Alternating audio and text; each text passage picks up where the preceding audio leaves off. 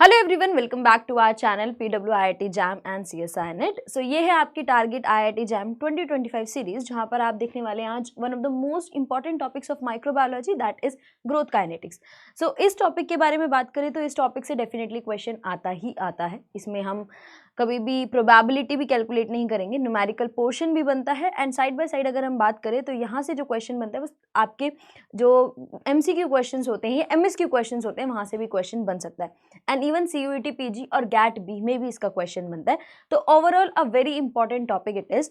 सो topic है growth kinetics, जहाँ पर आप देखेंगे कि बैक्टीरिया ग्रोथ कैसे करता है, किस टर्म्स में करता है, किस तरीके से हम उस ग्रोथ को मेजर करते हैं, क्या क्या रिक्वायरमेंट्स होती है उस ग्रोथ की, वो सब चीज़ें इस लेक्चर में डिस्कस करेंगे। So let's start with the lecture. तो सबसे पहले हम बात करते हैं द रिक्वायरमेंट्स फॉर ग्रोथ। अगर हम भी है ना, हम ह्यूमन बींग्स हैं, हम भी ग्रो करते हैं तो हमें खाने की ज़रूरत है, फूड की ज़रूरत है, न्यूट्रिशन की ज़रूरत है, ग्रो करने के लिए अच्छे टेम्परेचर की ज़रूरत है। तो उसी तरीके से जब बैक्टीरिया ग्रो करता है तो उसे भी डिफरेंट डिफरेंट रिक्वायरमेंट्स होती हैं ग्रो करने के लिए। तो जब हम रिक्वायरमेंट्स की बात करते हैं, रिक्वायरमेंट्स फॉर ग्रोथ, जैसे कि आप देख रहे हो, 1 second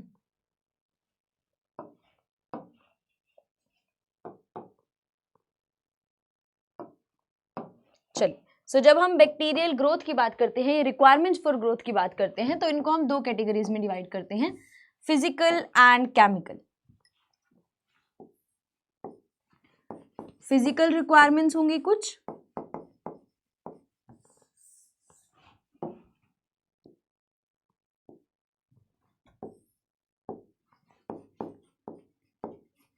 physical requirements and chemical requirements. तो ग्रो करने के लिए कुछ फिजिकल कंडीशंस चाहिए और कुछ केमिकल कंडीशंस चाहिए। फिजिकल कंडीशंस की बात करें तो एक ऑप्टिमम टेम्परेचर चाहिए, पीएच चाहिए, ऑस्मोटिक प्रेशर चाहिए, टेम्परेचर चाहिए, पीएच चाहिए, ऑस्मोटिक प्रेशर चाहिए,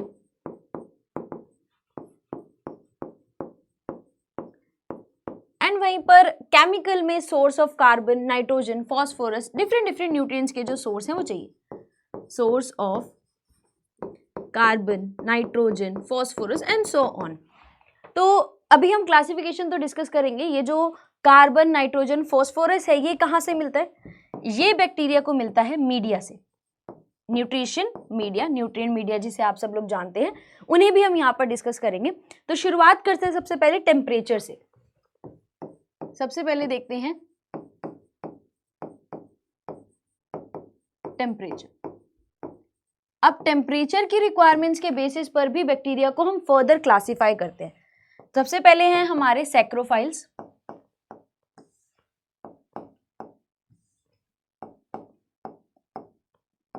सबसे पहले हैं हमारे सैक्रोफाइल्स, मीजोफाइल्स एंड थर्मोफाइल्स।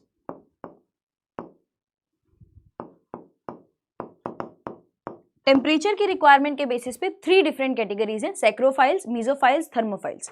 सैक्रोफाइल्स कोल्ड लविंग है, इन्हें ठंडे एरियाज में रहना पसंद है, कोल्ड लविंग। मीजोफाइल्स को मॉडरेट टेम्परेचर पसंद है, मॉडरेट टेम्परेचर की जरूरत पड़ती है।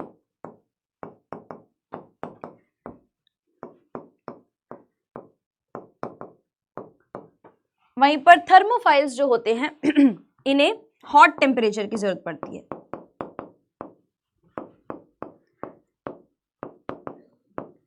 जहां पर सैक्रोफाइल्स कोल्ड लविंग है, मीजोफाइल्स मॉडरेट टेम्परेचर बियर करते हैं एंड थर्मोफाइल्स जो है वो हॉट टेम्परेचर। अगर आप एक बार ग्राफ भी देखेंगे ना, अगर आप कभी भी आपने ग्राफ देखा हो ग्रोथ वर्सेस टेम्परेचर का ग्राफ, तो एक बेल शेप्ड ग्राफ होता है। अगर आपने ग्रोथ वर्सेस टेम्परेचर का ग्राफ देखा होगा तो ये एक बेल शेप्ड ग्राफ होता है।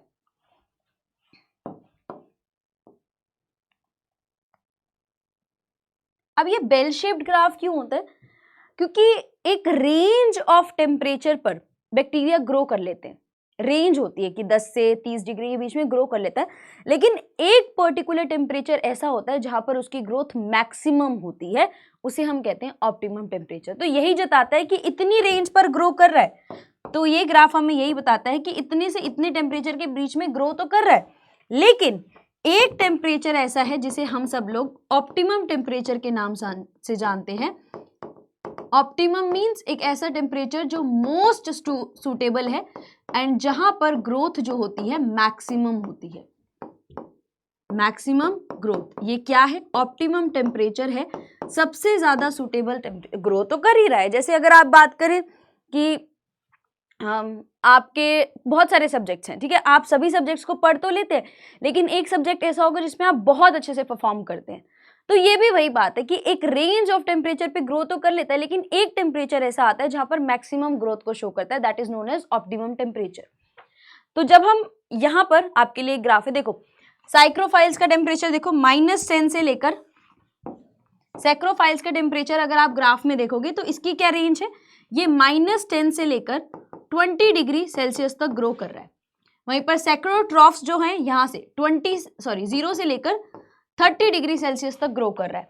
उसके बाद मीजोफाइल्स जो है 10 से लेकर 50 डिग्री टेम्परेचर तक ग्रो कर पा रहा है।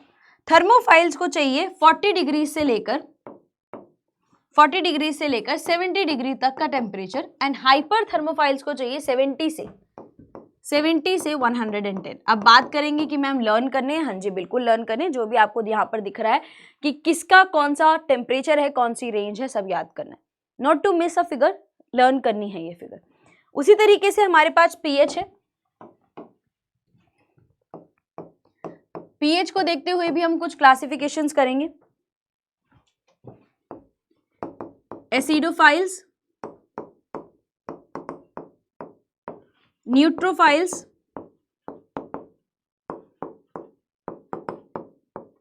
एल्केलोफाइल्स।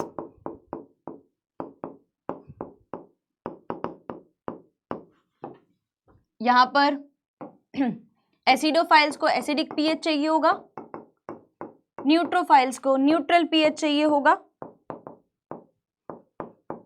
एंड एल्केलोफाइल्स को एल्केलाइन पीएच चाहिए होगा। एंड यहाँ पर हमें एक फिगर दिख भी रही है कि 1 से लेकर 5 तक एसिडोफाइल्स, 5.5 से लेकर 8.5 तक न्यूट्रोफाइल्स, 7.5 से लेकर 11.5 तक दैट इज एल्कोलोफाइल्स। इस तरीके से क्लासिफिकेशन है। उसके बाद बात आती है third, that is osmotic pressure.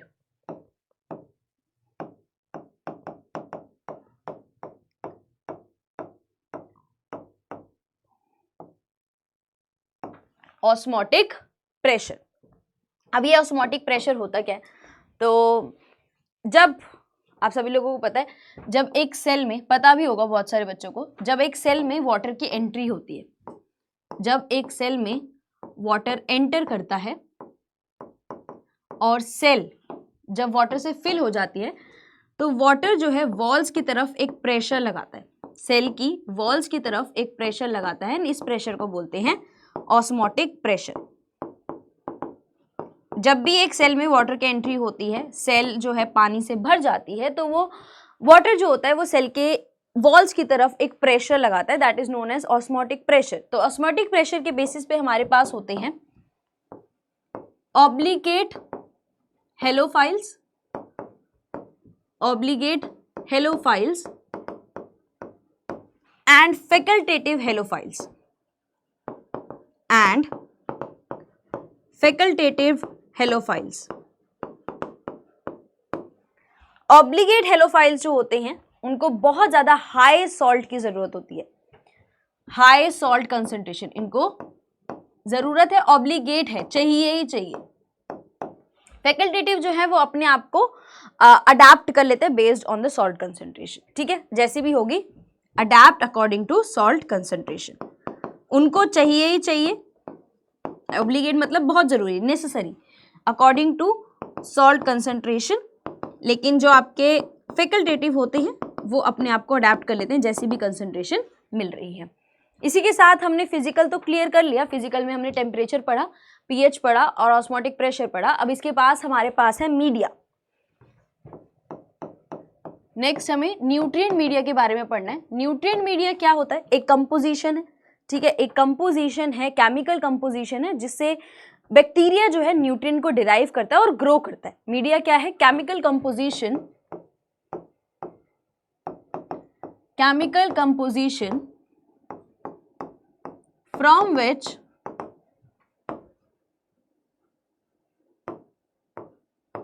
bacteria derives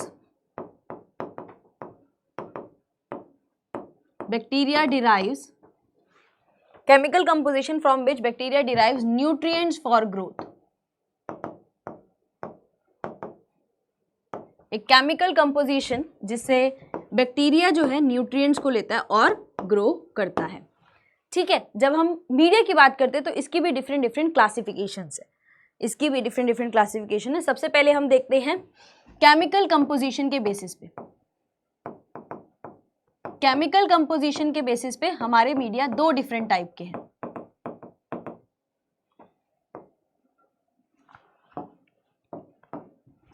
chemically defined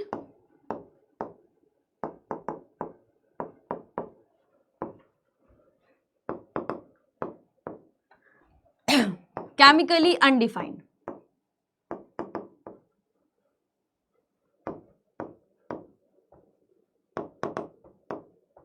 chemically defined के केस में हर एक सिंगल एलिमेंट का कितना अमाउंट प्रेजेंट है सब पता होता है। कार्बन है तो कार्बन कितना है, नाइट्रोजन है तो कितना है, फॉस्फोरस है तो कितना है, हाइड्रोजन है तो कितना है, हर एक सिंगल एलिमेंट का अमाउंट पता होता है, उसे हम केमिकली डिफाइंड कहते हैं। अनडिफाइंड के केस में हमें नहीं पता। जैसे फॉर एग्जांपल अगर आप सब लोगों को मोल कॉन्सेप्ट पता है, ठीक है, आप मोल कॉन्सेप्ट के अकॉर्डिंग मोल्स निकाल सकते हो कि कार्बन के मोल्स कितने हैं, नाइट्रोजन के कितने हैं, ये सब चीजें कैलकुलेट कर सकते हो। तो बेसिकली जब हम केमिकली डिफाइंड मीडिया की बात करते हैं तो यहाँ पर हम केमिकल्स का यूज करते हैं, ठीक है। जैसे आपने अमोनियम सल्फेट का यूज कर लिया, अमोनियम हाइड्रोक्साइड का यूज कर लिया, तो आप इन केमिकल कंपोजिशंस को देख के एक एक एलिमेंट निकाल सकते हो। लेकिन जब यहाँ पर यूज करते हैं तो हमने यहाँ पर ग्लूकोज यूज कर दिया। अब ग्लूकोज में भी कार्बन है, हाइड्रोजन है, ऑक्सीजन है, कितना है वो कैलकुलेट करो। वहां पर हमने बीफ एक्सट्रैक्ट यूज कर लिया, बीफ एक्सट्रैक्ट में कितना कार्बन है, कितना नाइट्रोजन है, कितना ऑक्सीजन, वी डोंट नो, तो वहां पर डेफिनेशंस नहीं होती। केमिकली डिफाइंड के केस में amount of each and every element is known। Chemically defined के केस में हर एक एलिमेंट कितना है सब पता होता है, लेकिन यहां पर नहीं पता होता। Amount of every element is known, not know. Amount of every element is not known.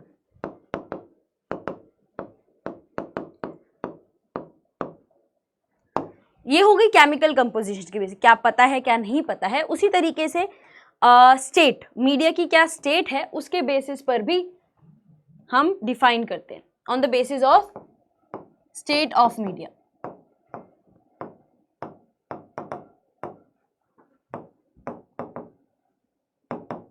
On the basis of state of media, solid, semi solid and broth. Solid तो स्टेट से तो पता ही चल रहा है सॉलिड होगा, semi solid that is gel like होगा,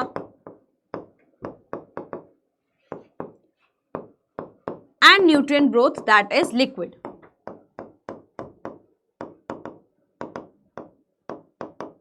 nutrient broth that is liquid. Solid, semi solid, nutrient broth that is liquid. ये तो हो गया क्योंकि आपको कैटेगरी समझ में आ गई, लिक्विड स्टेट है, सॉलिड स्टेट है। बट बनते कैसे? जब हम सॉलिड बनाते हैं, ये एक बहुत इंपॉर्टेंट चीज है जो पूछी जाती है। सॉलिड मीडिया में अगार ऐड होता है, सॉलिड मीडिया में अगार ऐड होता है। सेमी सॉलिड में स्मॉल अमाउंट ऑफ अगार होता है, सेमी सॉलिड में small amount of agar add होता है, एंड यहां पर न्यूट्रिएंट बिन में नो अगार, इसमें कोई अगार ऐड होता ही नहीं। तो क्वेश्चन इस हिसाब से पूछा जाता है कि सॉलिड में जो है अगार होता है, सेमी सॉलिड में बहुत थोड़े से अमाउंट का अगार होता है, एंड वहां पर न्यूट्रिएंट ब्रोथ में बिल्कुल भी होता ही नहीं है। ये हो गया on the basis of state of media. उसके बाद आता है यूजेस के बेसिस पे एक और classification, on the basis of use. Use के बेसिस पे क्या क्या है, वन सेकेंड। सबसे पहले है आपका सिलेक्टिव मीडिया, सबसे पहले selective media, maintenance media,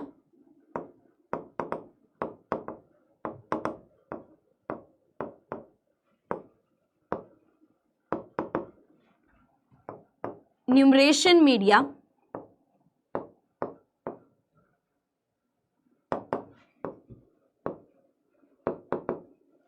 differential media,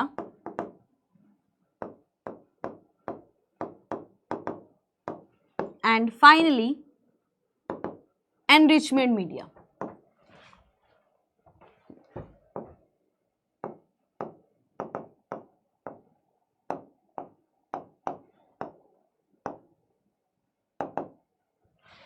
selective, maintenance, enumeration, differential और एनरिचमेंट। सिलेक्टिव मीडिया में क्या होता है, एक बैक्टीरिया ग्रो करेगा, बाकी सबकी ग्रोथ रुक जाएगी। सिलेक्टिव मीडिया में एक बैक्टीरिया को ग्रो करने देगा, बाकी सबकी ग्रोथ को रोक देगा। Allows growth of only one specific bacteria while inhibiting others। एक स्पेसिफिक को ग्रो करने देगा, बाकी सबको रोक देगा। Allows growth of only specific bacteria while inhibiting others। Maintenance, preservation के लिए, जब प्रिजर्वेशन करके रखनी है, बैक्टीरिया को स्टोर करके रखना है, तो मेंटेनेंस मीडिया का यूज किया जाता है। एन्यूमरेशन मीडिया में use to calculate population of bacteria, use to calculate population of bacteria. Bacterial population को कैलकुलेट करने के लिए हम यूज करते हैं न्यूमरेशन मीडिया का। Differential media use to differentiate bacteria. इसमें क्या होगा, जब मीडिया पर बैक्टीरिया ग्रो करेंगे तो कोई अलग पैटर्न की कॉलोनी बनाएगा, कोई और पैटर्न की कॉलोनी बनाएगा, तो उसके बेसिस पे डिफरेंशिएट होता है। अभी एग्जांपल बताऊंगी तो क्लियर होगा। Enrichment media grows the population of specific bacteria.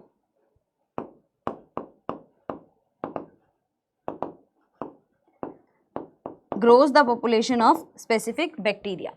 Selective media में एक को ग्रो करने देता है, बाकी सबको इनहिबिट कर देता है। मेंटेनेंस में प्रिजर्वेशन के काम आता है। इन्यूमेशन मीडिया पॉपुलेशन कैलकुलेट करने में हेल्प करता है। डिफरेंशियल मीडिया डिफरेंशिएट करने में हेल्प करता है। एनरिचमेंट मीडिया एक स्पेसिफिक की जो कॉलोनी है उसका नंबर बढ़ा देता है, उसका नंबर इंक्रीज कर देता है। जैसे बात करें हम यहाँ पर, वन सेकेंड, ये देखो,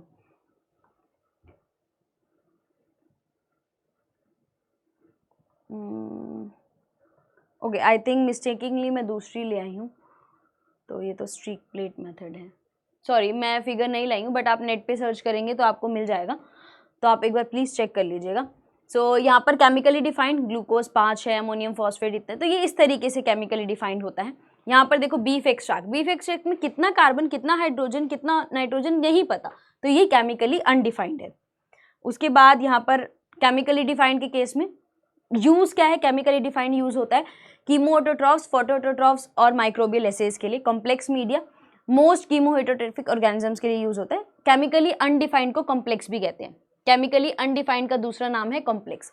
reducing growth of obligate anaerobes. Selective media separation of unwanted microbes. Differential differentiate करने के लिए, एनरिचमेंट ग्रो कराने के लिए।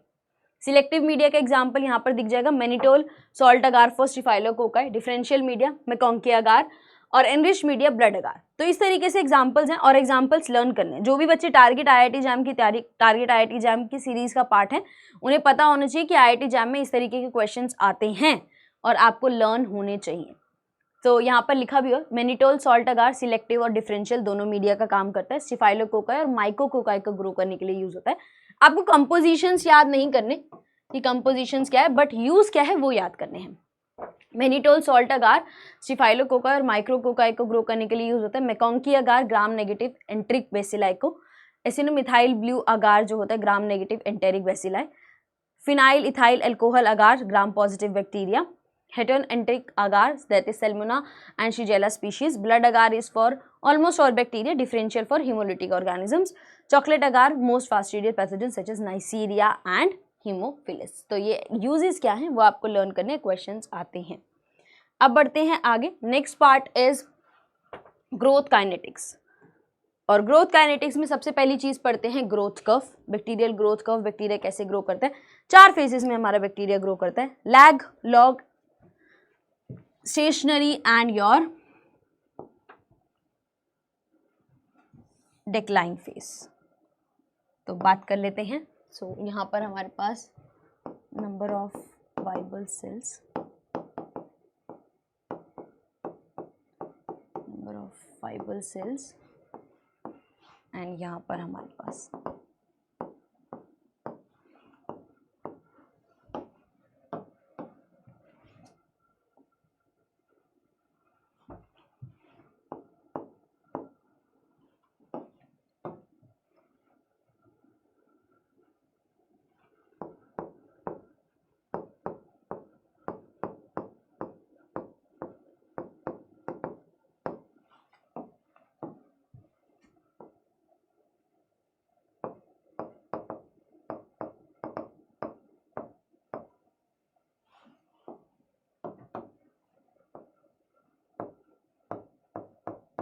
and this is your decline phase। एक एक बार डिस्कस कर लेते हैं सारे। पता तो मोस्टली सबको होता ही है क्योंकि ये तो टॉपिक आई थिंक सबने बहुत अच्छे से पढ़ा होता है। सबसे पहले है लैग फेज। लैग फेज में नए मीडिया के अनुसार, जो भी नया मीडिया उसके अनुसार अकॉर्डिंगली बैक्टीरिया अपने आप को प्रिपेयर करना है, नए एंजाइम्स बनाता है, मेटाबॉलिकली एक्टिव रहता है, अपने आप को बेसिकली अडेप्ट कर रहा होता है। अडेप्टेशन टू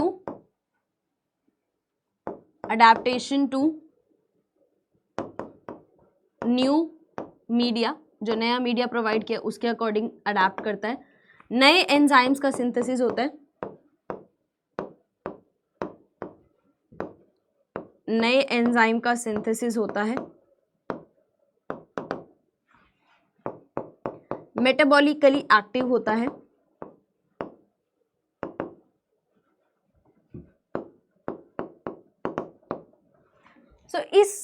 ये जो आपका एक प्रिपरेशन है ग्रोथ के लिए, एक प्रिपरेशन है कि इसके बाद डिवाइड करना है, प्रिपरेशन फॉर ग्रोथ।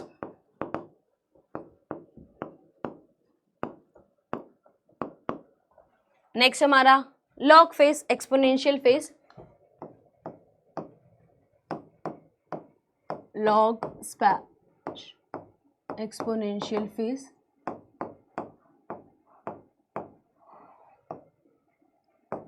यहाँ पे बैक्टीरिया ग्रोथ करता है, सेल नंबर जो है वो बढ़ता है, bacteria grows,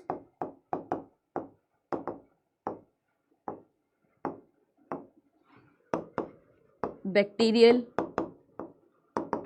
cell number increases.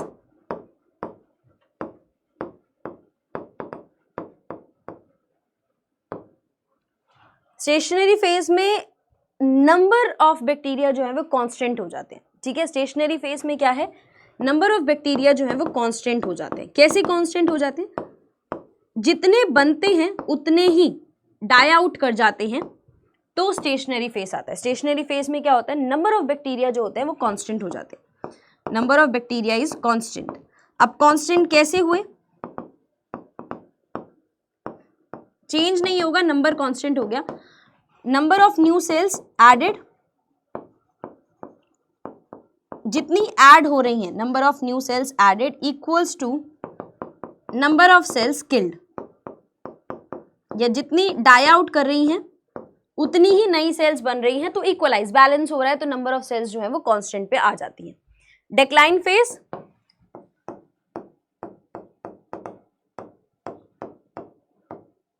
Decline phase में क्या होता है, बैक्टीरियल पॉपुलेशन जो है वो डिक्रीज होती है, बैक्टीरियल पॉपुलेशन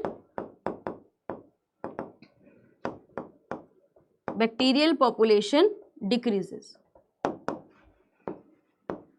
बैक्टीरियल पॉपुलेशन जो है वो डिक्रीज होती है। अब ये स्टेशनरी और ये डिक्लाइन फेज आता ही क्यों है, स्टेशनरी और डिक्लाइन फेज आता ही क्यों है, क्योंकि न्यूट्रिएंट्स की लिमिटेशन हो जाती है, न्यूट्रिएंट्स की लिमिटेशन हो जाती है और टॉक्सिन्स एक्यूमुलेट कर जाते हैं, और टॉक्सिन्स जो है वो एक्यूमुलेट होते हैं, टॉक्सिन्स एक्यूमुलेट करते हैं और न्यूट्रिएंट्स जो है वो लिमिट होना शुरू हो जाते हैं, कम होने शुरू हो जाते हैं, जिसकी वजह से ग्रोथ जो है वो डिक्रीज होना शुरू हो जाती है। ये तो टर्म्स हो गई, थ्योरी फेस हो गया। न्यूमेरिकल जो क्वेश्चंस आते हैं ग्रोथ काइनेटिक्स के, उन्हें देखते हैं। तो बैक्टीरिया जब ग्रो करता है कैसे ग्रो करता है, 1 से 2 हो गए, 2 से 4, 4 से 8 एंड 8 से 16, इस तरीके से ग्रो करता है एंड सो ऑन, बढ़ते जाएंगे बढ़ते जाएंगे। तो ये क्या हुआ, पहले 2 टू द पावर 1 थी, 2 टू द पावर 2 हुई, 2 टू द पावर 4 हुई, सॉरी 3 हुई, नॉट 4, 3 हुई, 3 से 4 एंड इंक्रीज करते करते 2 टू द पावर n तक पहुंच जाएगा। तो हम एक जर्नलाइज इक्वेशन लिखते हैं, that is nt equals to n not into 2 to the power n। सबसे पहले इक्वेशन जो लर्न करनी है, nt equals to n not into 2 to the power n, where nt is equals to, जिस time पे आप कैलकुलेट करना चाहते हैं, number of cells at time t, जिस भी टाइम पर आप 5 घंटे 4 घंटे जिस भी टाइम पर कैलकुलेट करना चाहते हैं, n not number of cells at initial time, जब आपने स्टार्ट किया उस टाइम पर कितनी सेल्स थी, that is n not, and n is equals to number of generations, कितनी जनरेशंस हुई उसके अकॉर्डिंग हम कैलकुलेट करेंगे। अगर आपको n नॉट की वैल्यू दी हुई है और नंबर ऑफ सेल्स दी हुई है इनिशियली कितनी थी, उसके बेसिस पे क्या है, nt is equals to n not into 2 to the power n, वहां पर nt क्या है, number of cells at time t, n not is equals to number of cells at initial time, n is equals to number of generations. इसी में सबसे पहले एक और चीज आती है, जनरेशन टाइम या फिर डबलिंग टाइम, जनरेशन टाइम और doubling time,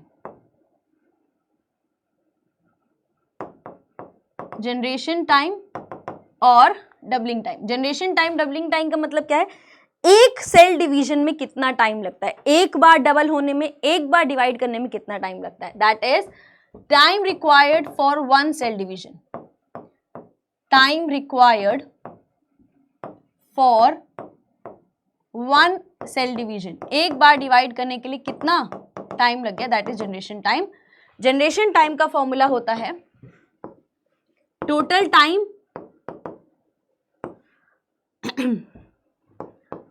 time upon number of generations, total time upon number of generations. तो ये है सेकंड फॉर्मूला जो आप लोगों को लर्न करना है, t अपॉन n, ये है आपका सेकंड फॉर्मूला। फर्स्ट आपने nt is equals to n not into 2 to the power n किया, नेक्स्ट इज योर दिस, और एक और थर्ड फॉर्मूला है जो हम देखेंगे, अब हम डिराइव करेंगे। इक्वेशन है nt is equals to n not into 2 to the power n, तो हम लॉग लेंगे दोनों तरफ, taking log on both sides, log लेंगे तो ये हो जाएगा log nt is equals to log n not plus n log 2, n log 2। तो आपको जो फॉर्मूला है मैं वो डिराइव करना होगा, log nt minus log n not is equals to n log 2। अब इस तरफ ले आइए, log nt, one second, log nt minus log n not upon log 2 is equals to n। सिर्फ इतना लर्न कर लीजिए, दैट्स इट, आप पूरा डिराइव नहीं करेंगे। 3.3 into log NT minus N not equals to n। That's it, बस यही लर्न कीजिए। थर्ड फॉर्मूला जो आपको लर्न करना है 3.3 log NT minus log n not in is equals to n। तीन फॉर्मूला क्या है? First formula 3.3 log NT minus log n not is equals to n, first formula. Generation time T upon n, total time upon number of generations, and NT is equals to n not into 2 to the power n। तो एक दो questions देखते हैं ताकि help हो जाए। If a bacterial culture with a doubling time of 30 minutes, doubling time कितना है 30 minutes, with 2 cells, then the number of cells after 4 hours are कितनी होंगी? तो 1 मिनट आप खुद सोच सकते हैं क्या होगी, फिर मैं बताती हूँ क्या होगा।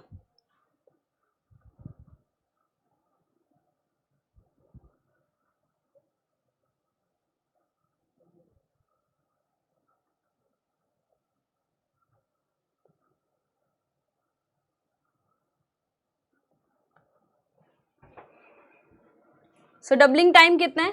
जी की वैल्यू कितनी है 30 मिनट्स, जी की वैल्यू कितनी है 30 minutes, starts with 2 cells, that means N not कितना है 2। निकालना क्या है आपको? NT 4 hours के बाद, 4 hours के बाद कितना होगा? टाइम कितना है 4 hours। पहले नंबर ऑफ जनरेशन कैलकुलेट कर ले। Number of G is equals to T upon N, G is equals to T upon N, तो रेसिप्रोकल कर दो, N हो जाएगा T अपॉन G। 4 इंटू 60 हम मिनट्स में रखेंगे, मिनट्स में सारे आंसर्स करने होंगे 30, दैट इज 8। तो टोटल जनरेशंस कितनी है 8। NT की value n not into 2 to the power n, 2 into 2 to the power 8। I think this amounts to, 1 second,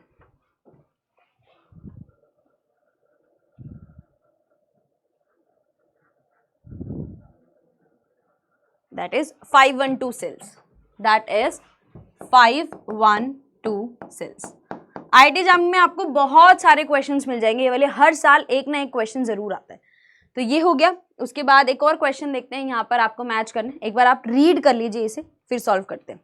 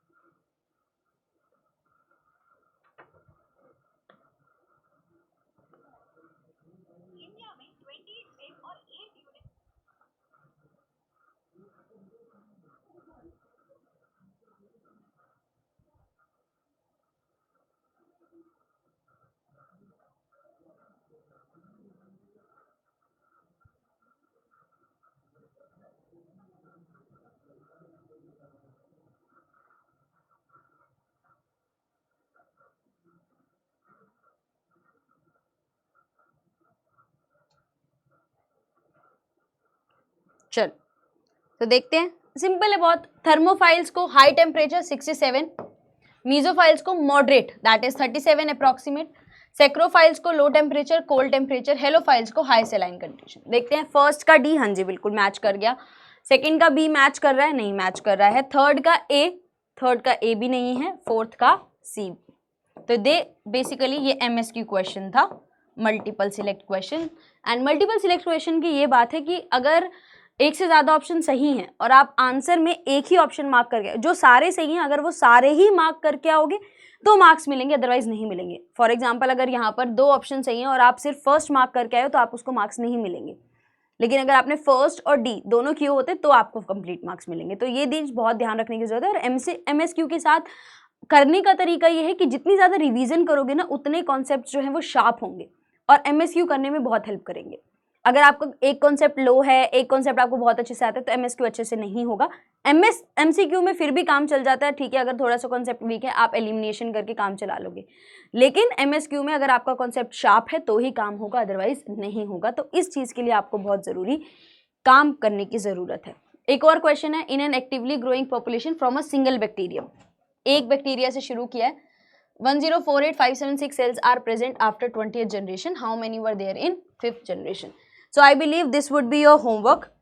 करिए सॉल्व एंड ज़रूर बताइएगा कमेंट सेक्शन में आपके आंसर कैसे आए हैं. एंड आई होप आपको लेक्चर समझ में आया होगा. जो बेसिक चीज़ें हैं वो आपको क्लियर हुई होंगी कि किन किन चीज़ों पर आपको फोकस करना है, किन किन चीज़ों को आपको अच्छे से समझना है. एंड क्वेश्चन डेफिनेटली आता है, छोड़ के जाने वाला टॉपिक नहीं है. सो अच्छे से प्रिपेयर कीजिए. All the very best. Thank you so much.